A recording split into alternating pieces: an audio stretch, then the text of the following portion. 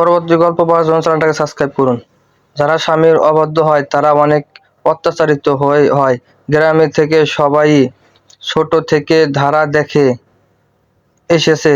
এর উপর বিয়ের আগে চাচির বলা কথাগুলো শুনেও বেশ আঁতকে ছিল ধারা। ভেবেছিল তারও অবস্থা খারাপ হবে। তার এখন পর্যন্ত যে স্বামী নামক পুরুষটা তার সাথে খারাপ ব্যবহার করেনি, এই নিয়ে স্পষ্ট ওর সাথে ভীষণ অবাকও। তাই বলে তো অবাধ্য হওয়া যাবে না। এই কারণে স্বামীর কথা শুনল ধারা। বাথরুম থেকে গোসল করে সালোয়ার কামিজ পরে বেরিয়ে এলো। সব সাজ উঠিয়ে একদম পরিপাটি হয়ে এলো। প্রতিদিন সকাল সকাল গোসল করতেই ধারা পছন্দ করে, তাই আজও বিপরীত কিছু করলো না। কিন্তু বাথরুম থেকে বের হতেই ধারা চমকালো। বিছানায় বসে আছেন সালমা বেগম। তাকে দেখে ধারা সহসা মাথা নামিয়ে এগিয়ে এলো। সালমা বেগম তার জন্য অপেক্ষা করছিলেন।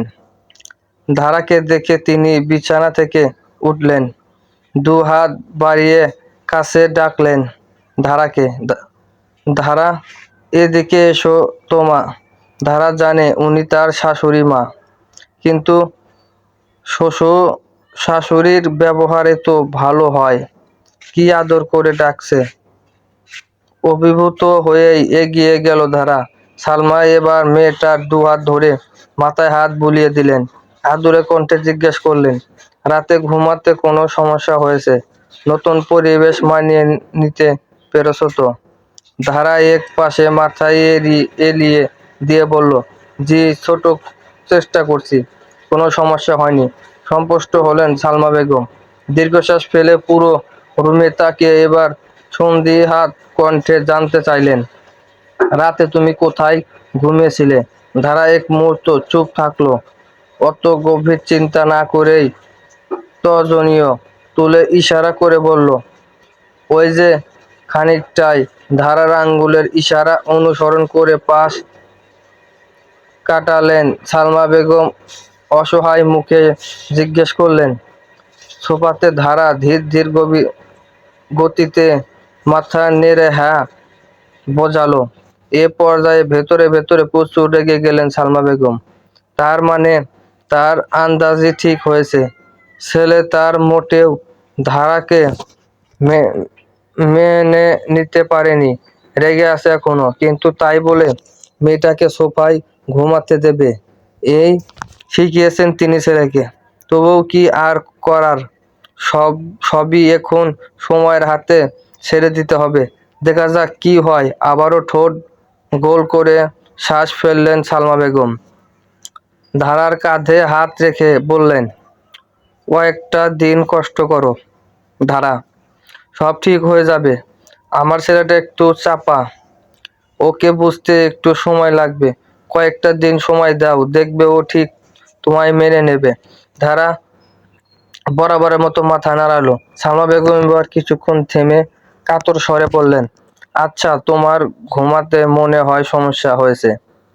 সোফাতে ঘুমানো মোটেও কমফোর্টেবল না।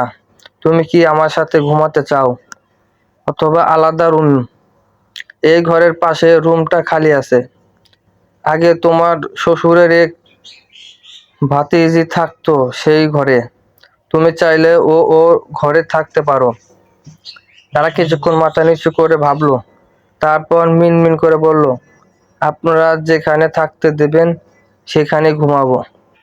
বুকটা ধকধক করে উঠল সালমা বেগমের। না চাইতেও চোখ ছলছল করে উঠল তার। মায়া হলো মেয়েটার উপর।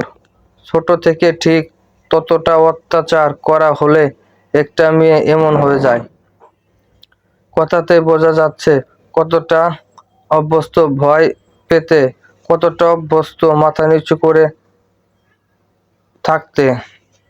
সালমা বেগম এক মুহূর্তের জন্য নিজেকে শক্ত রাখতে পারলেন না। ধারা যে আজ তাদের বাড়িতে বউ হয়ে এসেছে, অথচ মেয়েটাকে দেখে মনে হচ্ছে এসে আশ্রয় নিয়েছে।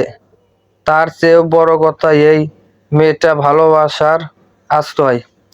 এটুকখানি সম্মানের আশায় তার জীবনের সমস্ত ভয় আর দুর্দর্শ স্মৃতি পেছনে ফেলে রেখে এসেছে। তিনি আবারও ধারারও মাথায় হাত রাখলেন। এবার একটু মৃদুভাবে বললেন, এভাবে বলছো কেন ধারা? ভয় পেয়ে না মা, তুমি তো এ বাড়ির বউ, এ বাড়ির দ্বিতীয় গিন্নি তুমি। আমার পরে তো এ পুরো বাড়ি তুমি সামলাবে, সংসারটা তোমার ধারা। এভাবে ভয় পেলে না, এ বাড়ি এখন তোমার বাড়ি, আর তোমার শ্বশুর ততদিন আছে, কেউ তোমার অমর্যাদা করবে না, তুমি এই ঘরেই থাকবে, এই বাড়ির বউ হয়ে, সম্মান নিয়ে। ধারা এবার হালকা একটা হাসি দিল, খুব তীব্র সেই হাসি, তবু সেটাই তার মুখে প্রথম আশার রেখা এঁকে দিল। একটু সময় নিয়ে মিনমিন করে জানতে চাইলো, আমি আপনাকে কি বলে ডাকবো? সালমা চোখ শুরু করে হাসলেন, কুচিয়ে জানতে চাইলেন কি বলে ডাকতে ইচ্ছে করছে। মুখ অন্ধকার হলো ধারার। মনে পড়ল ছোটবেলায় ডাকা মা শব্দটা, সেই যে ছোটতে মা ডাকটা হারিয়েছে, আর কখনো ডাকিনি। ঠোঁট কাম কাঁপছে ধারার, বুকের ভেতরটা কেমন যেন মোচড় দিয়ে উঠল। ছোটবেলায় অস্পষ্ট দৃষ্টির মতো একটা কণ্ঠস্বর মনে পড়ছে, মা সেই ডাকটা যেটা বহু বছর আগে সময়ের নদীতে হারিয়ে গিয়েছিল। সে মাথা নিচু করে ফিসফিস করে বলল, আমি কখনো মা বলে ডাকিনি ওকে। আমি কি আপনাকে মা বলে ডাকতে পারি? এক মুহূর্ত যেন থমকে গেল চারপাশ।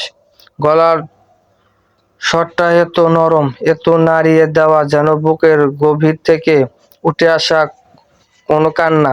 সালমা কিছু বললেন না, ধীরে ধীরে এগিয়ে এসে ধারার গালটা ছুঁয়ে বললেন, ডেকে ডেকে ফেলছো তো, একবার বললে তো আর ফিরিয়ে নেওয়া যায় না মা। এই ডাক আমি বুকের ভেতর সোনার মতো রেখে দেব, অবশ্যই ডাকবে। ধারা এবার চোখ তুলে তাকালো সালমার দিকে। সেই চোখে ভয় ছায়া নেই, আছে কিছুটা আশ্রয়ের আলো। ধারা পড়ে সে ভীষণ করে চেয়েছে এই মা ডাকের প্রতিদান। সালমা এবার আলতো করে বললেন, এবার বলো তো কোথায় থাকতে চাও? ধারা এবার কিছুক্ষণ গভীর ভাবনায় ঢুকে গেল। কত রাতে সে এটুকু বুঝেছে, লোকটা তাকে অপছন্দ করে হয়তো, আর ধারার উপস্থিতিতে মনে হয় বেশি সন্তুষ্ট বোধ করছে। মানুষটাকে অসমস্যায় রাখতে চাইল না ধারা। ঠোঁট ভিজিয়ে জানালো, অনুমতি দিলে পাশের ঘরে থাকবো। উনি আমাকে হয়তো পছন্দ করে না, আমার উপস্থিতি ওনাকে বিরক্ত করতে পারে। সালমা বেগমও বোঝার মতো করে মাথা নাড়ালেন। প্রথমে কথাটা শুনে মন খারাপ হলেও নেন, সেকেন্ডের মধ্যে চোখ জ্বলজ্বল করলো তার। মনে মনে হয়তো ফোন দিয়ে আটকালেন কিছু একটার। চোখ বুজে অনেকক্ষণ কিছু একটা ভেবে ছট করে বললেন, ঠিক আছে, তুমি দুপুরের পরই সব জিনিসপত্র নিয়ে পাশের ঘরে যেও, আমি ঘর পরিষ্কার করার ব্যবস্থা করে দেব। ধারা মুচকি হেসে মাথা নাড়ালো। ঠিক সেই মুহূর্তেই রুমের দরজার বাইরে থেকে কড়া নাড়াল শব্দ হলো। মা, তুমি কি এখন বের হতে পারো? আমি অফিস যাব, দেরি হয়ে যাবে। শ্রাবণের কণ্ঠে কিছুটা তারা, আর কিছুটা বিরক্ত মেশানো, কারণ তার মোটেও অফিসে গিয়ে কোনো কাজ করতে হবে না, তবুও যেতে হবে। কারণ সয়মা সামিউল শেখ শ্রাবণকে দেখে আসার সাথে সাথে চাচার বিজয় এসে হাত লাগিয়ে দিয়েছে, তাই দেখতে সে থেকে তাকে বিজনেস সামলাতে হবে। শ্রাবণের কণ্ঠ পেয়ে সালমা বেগম ধারার দিকে তাকিয়ে চোখে ইশারা করলেন, ভয় পেতে নিষেধ করলেন। তারপর দরজার দিকে এগিয়ে গেলেন, খুলেই বললেন, হ্যাঁ যাচ্ছি তো বাপ, একটু অপেক্ষা কর। এত তারা কিসের তোর? শ্রাবণ দরজার পাশে দাঁড়িয়ে ছিল, গলায় ব্যাগ ঝোলানো, হাতে ফোন। মায়ের মুখের ভেতর অদ্ভুত কোমলতা দেখে থমকে গেল সে। ভেতরে চোখ ফেলতেই চোখ পড়ল ধারার সঙ্গে। ধারা এবার মাথা নিচু করল না, চুপচাপ শান্ত চোখে তাকিয়ে রইল তার দিকে। তবে এক মুহূর্তের জন্য সন্তুষ্ট হলো শ্রাবণ। মেয়েটা যে তার কথা শুনে সালোয়ার কামিজ পরেছে তা দেখে ভালো লাগলো। এই তো এখন দেখে ঠিক ঘোষণীয় মনে হচ্ছে। কত নিগন্ড লাগছে, কত রাতে কেন যে এত সেজেছিল মেয়েটা তা এখনো ভেবে পায় না শ্রাবণ। এদিকে সালমা বেগম দরজা পুরো খুলে ধারাকে বললেন, যাও মা, তোমার শ্বশুর নিচে আছে, তোমার জন্য অপেক্ষা করছে, একটু চাটা খেয়ে আসো। আমি ওর সঙ্গে কথা বলে নিচে আসছি। আর দুপুরে যেটা বললাম মনে রেখো। ধারা মাথা নেড়ে ধীর পায়ে বাইরে চলে গেল। নিচের দিকে যেতে যেতে ওর বুকের ভেতরটা ধুকপুক করতে লাগলো, যেন এক অজানা পথের সামনে দাঁড়িয়ে আছে, যার শেষ কোথায় জানে না। শ্রাবণ তখনও দাঁড়িয়ে কুঁচকে গুছুটি পায়ে চলা ধারার প্রস্থান দেখলো। এরপর মায়ের মুখে প্রশ্ন ছুড়ে দিল, তুমি এতক্ষণ ওর সঙ্গে কথা বলেছিলে? সালমা বেগম একটুখানি হেসে বললেন, হ্যাঁ তো কি করব, বউয়ের সঙ্গে কথা বলা তো খারাপ না। তুই যা শিখে এসেছিস তার চেয়ে অনেক ভালো শিখে এসেছিল বলে ভাবতাম। আমি কিন্তু ওকে আলাদা ঘরে থাকতে বলেছি, এটা শুধু তোর ওপর না, চাপিয়ে ওর সম্মান বাঁচিয়ে, বুঝলি? শ্রাবণ কিছু না বলে নিচে তাকালো। হয়তো তার মায়ের সরল কথাগুলো একটু একটু করে নিজের ভেতরের জমাট বরফ গলিয়ে দিচ্ছে নাকি না। সালমা বেগম একটু চালাকি করে আবারও বললেন, ইকরার ঘরে ওকে থাকতে বলেছি, তুই নাকি ওকে রাতে সোফাতে ঘুমাতে দিয়েছিস। বিষয়টা খুব খারাপ, তাই পাশের ঘরে ও থাকবে আজ থেকে, যতদিন না তুই ওকে মেনে নিস। শ্রাবণ এবার কুঁচকে বলল, এমন ভাবে বলছো যেন আমি ওই মেয়েকে অন্য ঘরে থাকতে বাধা দেব। সালমা বেগম কপাল কুঁচকে বললেন, বাধা দিবি না? শ্রাবণ কাঁধ উঁচিয়ে বলল, অবভিয়াসলি নো। সালমা বেগম এবার ধীর কণ্ঠে ধমক দিলেন, শ্রাবণ মেয়েটা বউ হয় তোর, বিয়ে করছিস তুই, ভুলে যাস না। শ্রাবণ এবার চোখ বন্ধ করে ধাতস্থ হয়ে বলল, ও একটা বাচ্চা মা, এই হওয়া বউ হওয়ার মতো বয়স না ওর। তুমি একটা বাচ্চা মেয়েকে আমার ঘরে তুলে দিয়ে যদি সংসার করতে বলো, সেটা তো হয় না। সবকিছুর একটা নিয়ম থাকে। সালমা বেগম এবার গলা নামিয়ে শান্তভাবে বললেন, শ্রাবণ, আমি জানি তুই এখনো ক্ষুব্ধ, অবাক, বিরক্ত, এমনকি হয়তো রাগান্বিত। কিন্তু শোন, জীবন সবসময় আমাদের পছন্দ মতো চলে না। অনেক সময় অচেনা পথেই আমাদের হেঁটে যেতে হয়। আমি তোকে কোনো কিছু জোর করে করতে বলছি না। আমি শুধু বলছি, ওই মেয়েটাকে মানুষ হিসেবে দেখ, ওর ভয়, ওর অসহায়তা একটু বোঝার চেষ্টা কর। ও এতিম শ্রাবণ, ও চোখের দিকে একবার তাকিয়ে দেখছিস ও কতটা আতঙ্কিত, কতটা অসহায়। ওকে যদি তুই এইভাবে অবহেলা করিস, তাইলে তো আর তোর বাপ ওকেও বাড়িতে এনেছে স্বাভাবিক সুখী জীবন দেওয়ার জন্য, আর তুই এমন করবি না।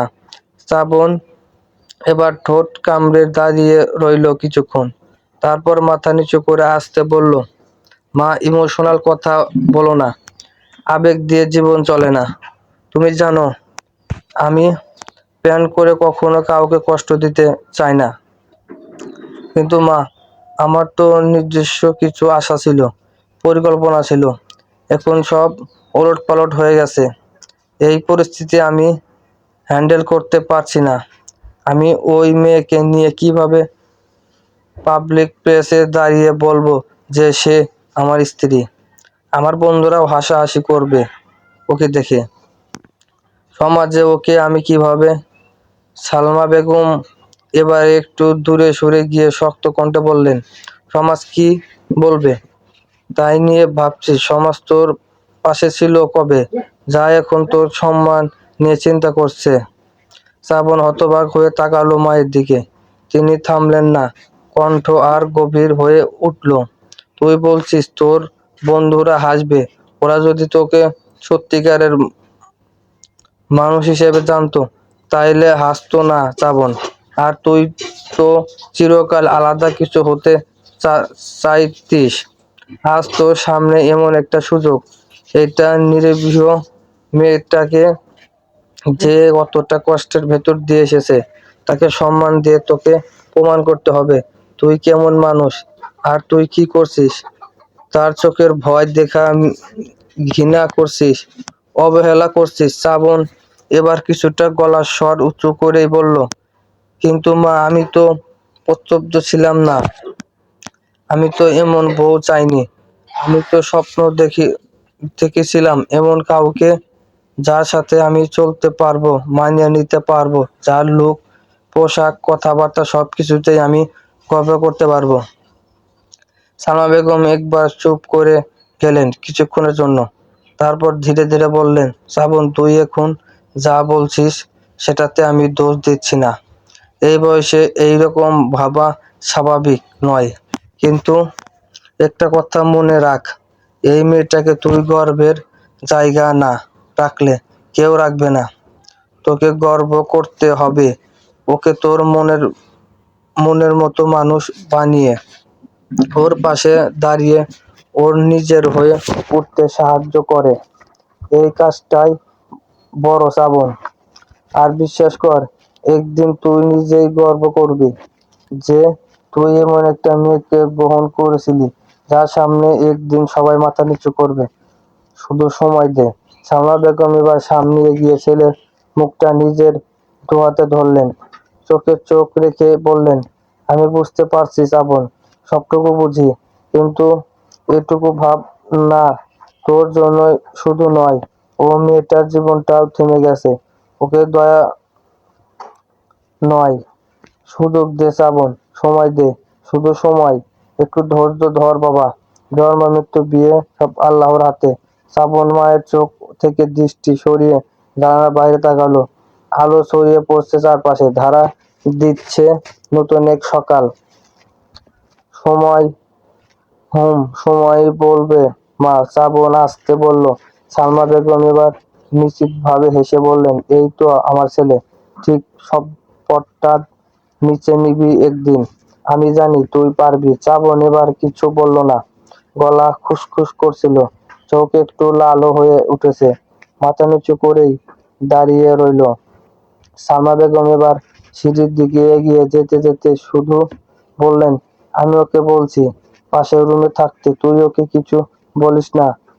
দরকার হলে নিরাপদ নিরাসক্ত থাকিস, কিন্তু অবহেলা করিস না, অপমান করিস না, কারণ সেটা শুধু ওর জন্য না, তোর নিজের সম্মান রক্ষার জন্য।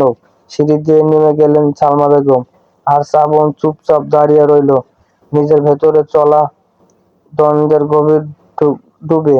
একটা লড়াই শুরু হয়ে গেছে শ্রাবণের নিজের সাথে। নিচে সিঁড়ি বেয়ে নেমে আসতেই সালমা বেগমের চোখে পরে ড্রয়িং রুমের জানালা পাশে রাখা সেন্টার টেবিলটায় বসে রয়েছে ধারা, তার সামনে এক কাপ ধোয়া ওঠা চা, আর তার বিপরীতে চেয়ারে হেলান দিয়ে বসে আছেন সামিউল শেখ। সালমা বেগম থমকে দাঁড়ান এক মুহূর্ত, তার চিরচেনা কঠোর মুখাবয়ে কৌতূহল আর সামান্য আশ্চর্যের ছায়া খেলে যায়। দেখে কত সুন্দর লাগছে আজ, কার মনে হচ্ছে বাড়িটা সম্পূর্ণ, মেয়েটা দেখতে কত মিষ্টি। সামিউল শেখ মৃদু হেসে জিজ্ঞেস করলেন, শ্রাবণ কি তোমার সাথে বাজে ব্যবহার করেছে? ধারা তৎক্ষণাৎ দুদিকে মাথা নেড়ে বলল, না না, একদম করেনি। সামিউল শেখ মাথা নেড়ে বললেন, ঠিক আছে, ছাগলটা তোমার সাথে বাজে ব্যবহার করলে আমায় বলবে, ঠিক আছে? ওর পিঠে চামড়া তুলে নেব আমি।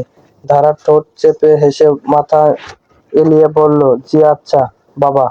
ধারার মুখে বাবা ডাক শুনে প্রশান্তিতে বুক ভরে উঠল সামিউল শেখের। অজান্তেই ঠোঁটের কোণে হাসি ফুটে উঠল, খুব শান্তি লাগছে তার। সালমা বেগম একটু দূরে দাঁড়িয়ে সেই দৃশ্যটাই দেখছিলেন। সামিউল শেখের মুখে প্রশান্তের হাসি, ধারার মুখে প্রথমবারের মতো শ্রাবণ।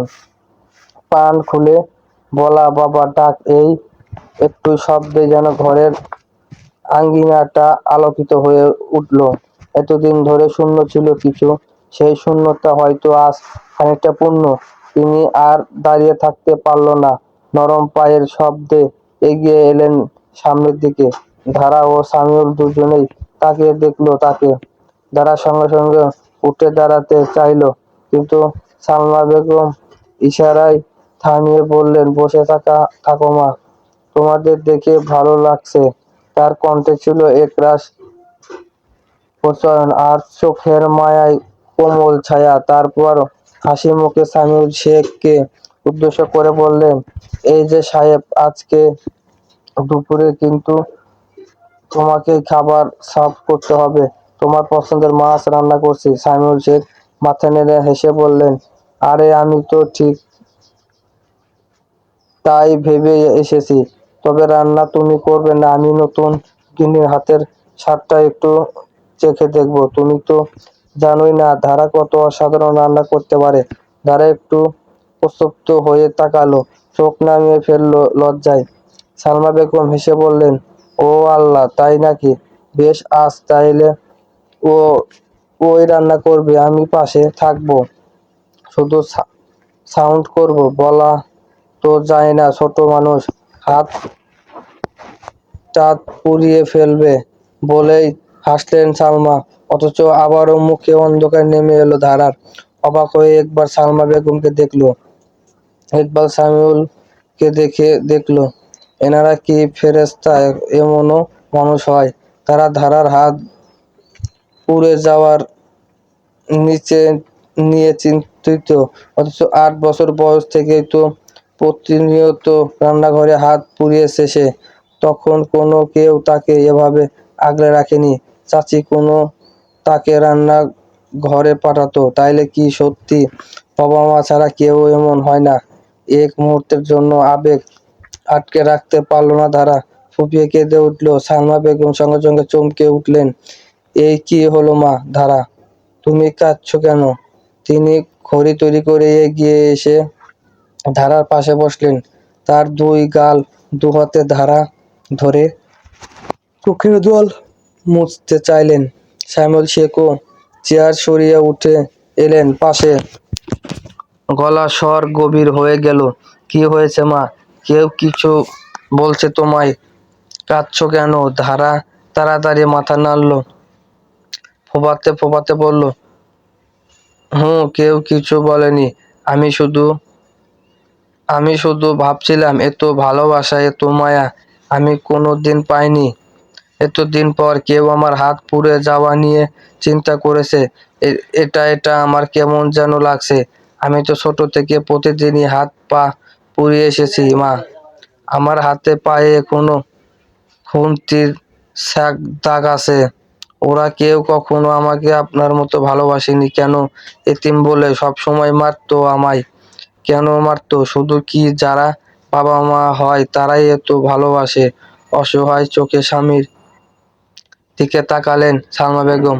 সামিউল শেখ চোখে পানি নিয়ে তাকালেন। এ কি জীবন? সালমা বেগম ধারাকে বুকের মধ্যে শক্ত করে জড়িয়ে ধরলেন, যেন নিজের হৃদয়ের গভীর থেকে ভেসে আসা সবটুকু মমতা এক মুহূর্তে ঢেলে দিলেন তার বুকের মাঝখানে। না মা, না, কেবল যারা গর্ভে ধারণ করে তারাই মা হয় না, ভালোবাসায় সবচেয়ে বড় সম্পর্ক গড়ে তোলে। তুই এখন থেকে দেখবি এই ঘরে তোর জন্য এত মায়া জমে থাকবে, যতটা তোর মা তোর যারা জীবন দেয়নি। সালমার কণ্ঠে কেঁপে উঠছিল, কান্না যেন গলায় দলা কাঁপিয়ে আসছিল। কেন? কিন্তু সে তো গিয়ে ফেলছিল বারবার, যাতে ধারা শক্ত থাকতে পারে। ধারা তার গলার তার গাল মায়ের গলায় লুকিয়ে ফেলছিল। শ্বাস আটকে আটকে বলতে লাগলো, আমি আর কখনো কাঁদতে চাই না মা। আমি শুধু একটু ঠাঁই চাই, একটু ভালোবাসা। আপনি কি আমাকে সত্যি সত্যি মা বলতে দেবেন। সালমা আর কিছু বলতে পারল না, শুধু মাথা নেড়ে কপালে চুমু খেলেন। ধারার এক মুহূর্তের জন্য আবিষ্কার করলেন তার ভাবনাতে মেয়েটা মোটেই বোবা নয়। অনেক কথা বলতে পারে, অনুভূতি প্রকাশ করতে পারে, কিন্তু পরিবেশের জন্য কখনো কথা বলতে পারেনি। সালমা এবার তার চোখের পানি এবার আর আটকাতে পারল না।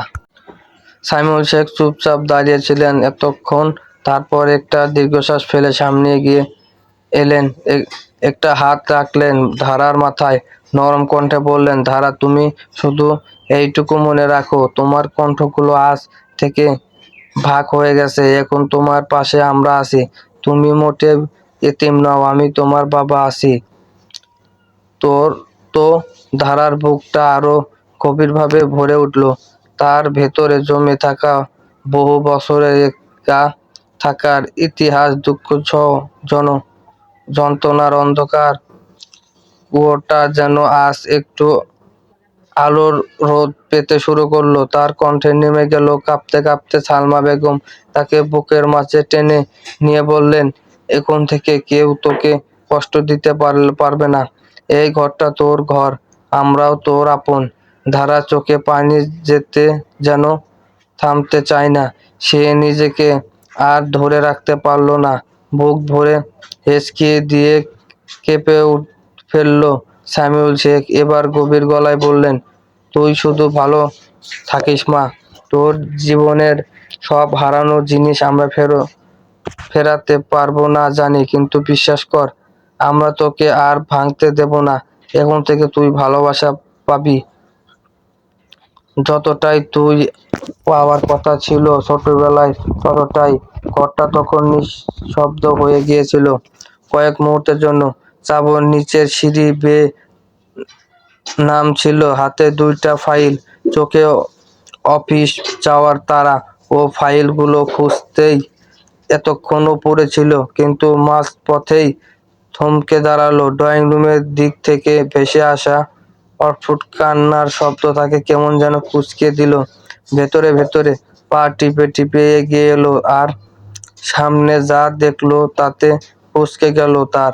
জানালার পাশে ধারা তার পায়ে মায়ের বুকে মুখ গুজে কাঁদছে ফুপিয়ে ফুপিয়ে।